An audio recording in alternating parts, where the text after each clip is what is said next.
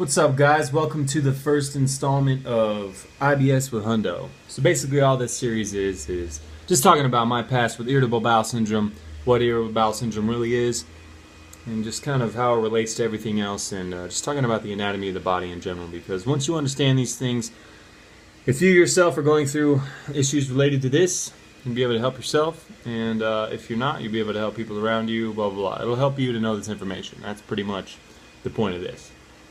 So, I guess a little bit of a background story is I grew up pretty normal.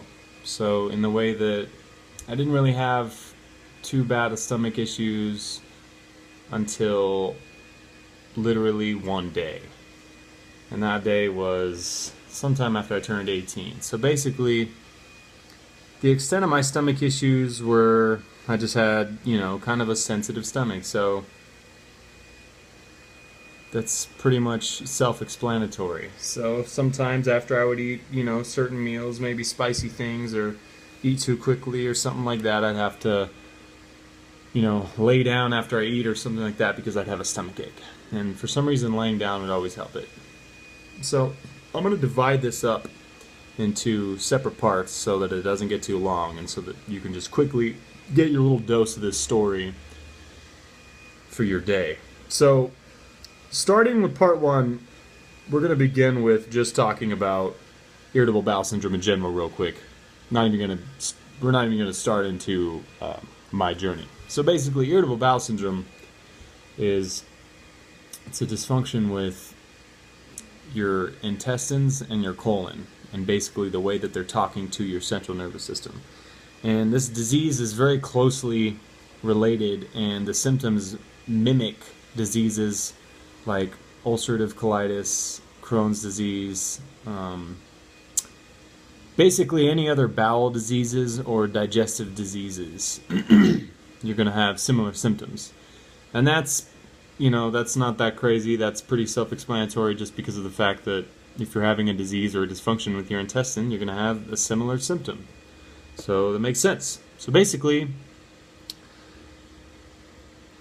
let's go over the first stat. Irritable bowel syndrome, if you look it up, most things are going to say something like 95% of Americans have irritable bowel syndrome and don't even know it, or doesn't even go.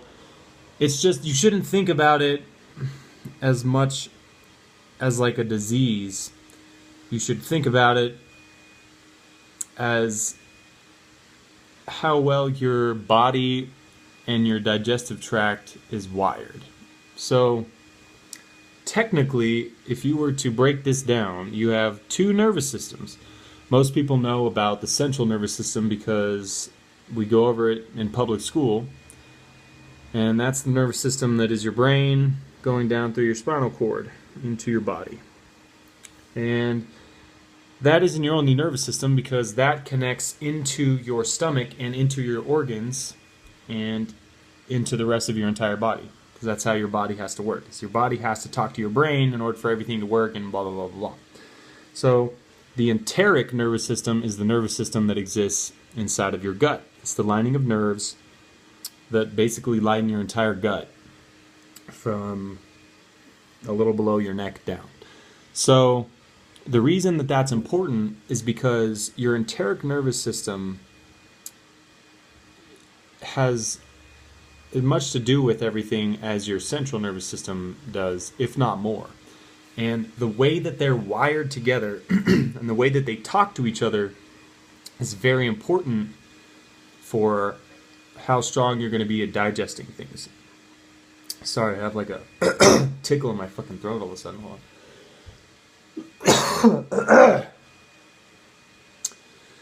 So anyways, the reason you're going to want to understand this is because genetically, the way that your parents ate and the way that their parents ate and the way that everybody lived their lives on the ladder above you gave your genetic setup. It gave you a setup for how your fucking central nervous system is wired to your enteric nervous system. And the way that those are wired, it regulates your hormones, it regulates your digestive system, it regulates the muscular system itself around your entire digestive system. it pretty much just regulates everything that has to do with you existing. And so if you have a sensitive stomach or irritable bowel syndrome, because when the doctor tells you you have irritable bowel syndrome, because we've tested you for Crohn's disease, we've tested you for pretty much everything else, because that's what they'll do, is they'll try to rule out everything. And once they can't see anything and you look normal, then they tell you you have irritable bowel syndrome. But the thing with irritable bowel syndrome is it's similar to the doctor telling you that you have headaches when you go to the doctor for your head hurting. It's like, well, yeah, no shit, I have a headache. Why do I have a headache? Why are my bowels irritable? It doesn't tell you anything. So that's why it gets very frustrating. This entire disease, I wouldn't even call it that, in the medical industry, gets so misconstrued with everything. So basically,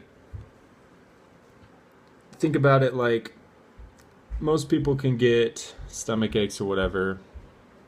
Most people get stomach aches or an upset stomach when they do certain things. Just like most people get headaches. Some people get fucking extreme stomach aches and have extreme stomach issues, just like some people have extreme headaches, migraines, like to the point where you can't function, or you have to be hospitalized and put down. So that's how my aunt is. So basically, it's not an exact comparison because migraines to headaches is a little different, but it's a good enough comparison. I hope you can see what I'm saying. So basically, understanding irritable bowel syndrome, it's like your bowels are irritable because of the way that your enteric nervous system is set up to your central nervous system.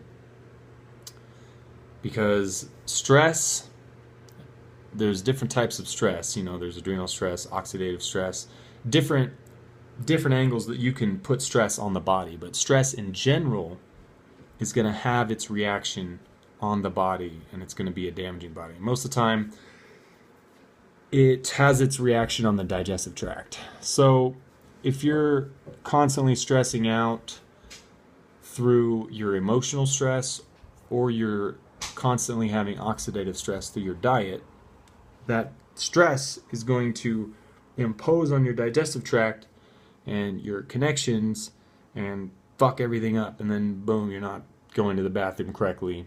So that makes it so you're not eating correctly and you don't have a correct appetite, and therefore nothing's working. Your mood's not working, you're just sick. So understand